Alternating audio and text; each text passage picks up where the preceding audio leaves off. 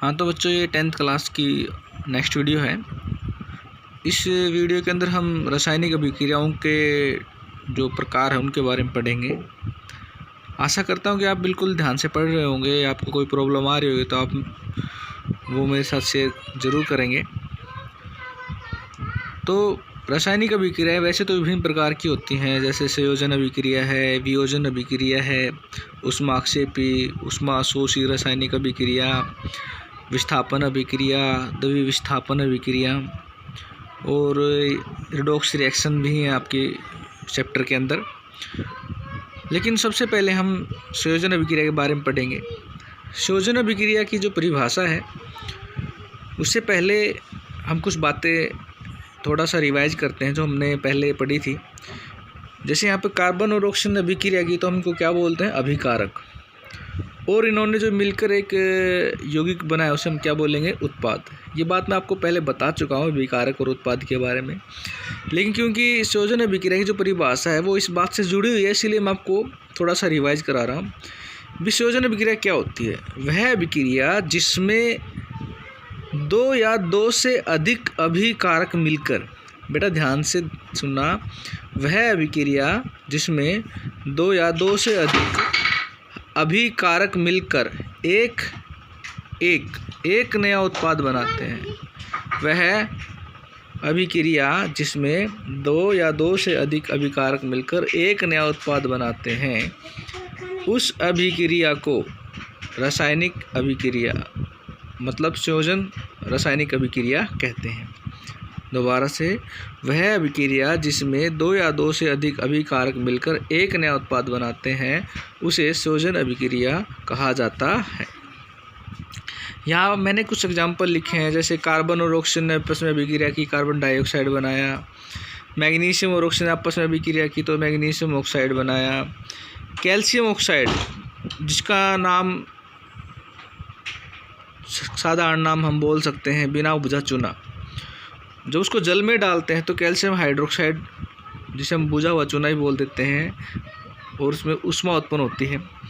और इसको इंग्लिश में स्लेक्ड लाइम बोलते हैं। कैल्शियम हाइड्रोक्साइड को, बुझे हुए चूने को स्लेक्ड लाइम। और जो कैल्शियम ऑक्साइड इसको हम बोलते हैं क्विक लाइम। इसी तरह हाइड्रोजन और ऑक्सीजन आपस में अभिक्रिया करके क्या बनाते हैं, वाटर बनाते हैं।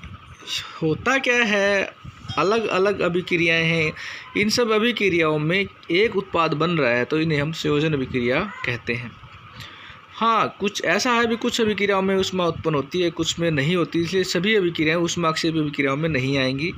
हाँ, जिन अभिक्रियाओं में ऊष्मा उत्पन्न होती है उन अभिक्रियाओं को हम ऊष्मा अक्षेपी अभिक्रिया कहेंगे। अब एक बात आती है कि घरों की दीवारों पर चमक, कब, जब हम सफ़ेदी करते हैं तो घरों की दीवार पर चमक उसी टाइम नहीं आती है, 2 या 3 दिन के बाद वो ज़्यादा चमकीले दिखाई देते हैं। उसके पीछे कारण क्या होता है बेटा? कारण क्या होता है, जब हमने सेलेक्ट लाइम, बुझा हुआ चूना, जब दीवारों पर लगाया तो जो बुझा हुआ चूना होता है, जो वायु में कार्बन डाइऑक्साइड होती है, उस कार्बन डाइऑक्साइड के साथ लगातार अभिक्रिया करता रहता है। दोबारा सुनना बेटा, जो बुझा हुआ चूना है जो हमने दीवार पर सफ़ेदी के रूप में लगाया है, वो कार्बन डाइऑक्साइड जो वायु में उपस्थित होती है उसके साथ रासायनिक अभिक्रिया करता रहता है और एक पदार्थ का निर्माण करता है जिसे हम कैल्शियम कार्बोनेट कहते हैं।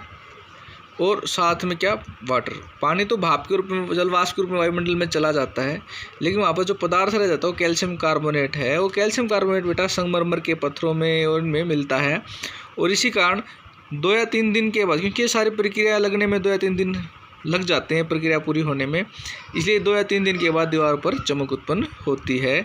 तो बेटा यही बात है, ये क्वेश्चन आपकी बुक में भी है कि घरों की दीवारों पर चमक 2 या 3 दिन के बाद क्यों आती है। तो उसका कारण मैंने आपको बता दिया कि जो बुझा हुआ चूना है वो वायु में उपस्थित कार्बन डाइऑक्साइड के साथ अभिक्रिया करके कैल्शियम कार्बोनेट का निर्माण करता है, जो एक चमकीला पदार्थ है। इसी कारण हमारी घरों की दीवारों पर जो चमक है सफ़ेदी के पश्चात 2 या 3 दिन के बाद दिखाई देती है।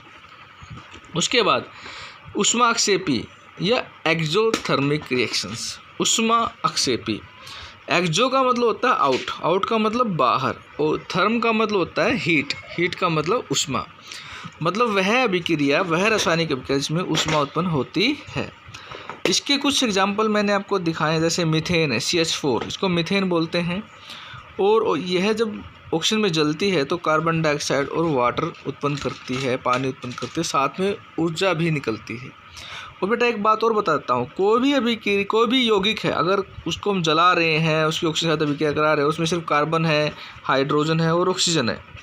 आप ये देखो दोनों यौगिक हैं, इसमें कार्बन भी है, हाइड्रोजन भी है और ऑक्सीजन है।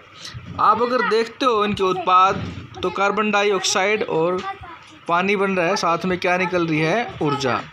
तो बेटा बात ये है भी, कोई भी हाइड्रोकार्बनिक पदार्थ है जिसमें कार्बन हो, हाइड्रोजन हो या ऑक्सीजन भी हो, अगर उसको जलाते हैं, ऑक्सीजन के साथ अभिक्रिया रहता है तो कार्बन डाइऑक्साइड और वाटर बनेगा, साथ में ऊर्जा उत्पन्न होगी। ये डिपेंड करता है कंडीशंस पे, उत्प्रेरक की उपस्थिति पे, ठीक है। लेकिन अगर हम सीधा जला रहे हैं तो ये दोनों चीज़ें बनेंगी और साथ में ऊर्जा उत्पन्न होगी, इसलिए दोनों अभिक्रियाएँ ऊष्माक्षेपी अभिक्रियाओं में आती हैं। इसके बाद साग सब्जियों से कंपोस्ट तैयार करना। साग सब्जियां मतलब हमारे घरों में जो भी हम सब्जियां लाते हैं या पत्ते लाते हैं, कुछ भी लेके आते हैं, अगर हम खाद में बनाने की कोशिश करते हो तो आप कभी भी खाद को छू के देखना अपने हाथों से, वो आपको गर्म महसूस होगी, इसलिए वो भी एक ऊष्माक्षेपी अभिक्रिया के उसमें आती है। तो बेटा आशा करता हूँ कि आप सभी इन बातों को समझोगे और इनको अच्छे से राइट डाउन करोगे। धन्यवाद।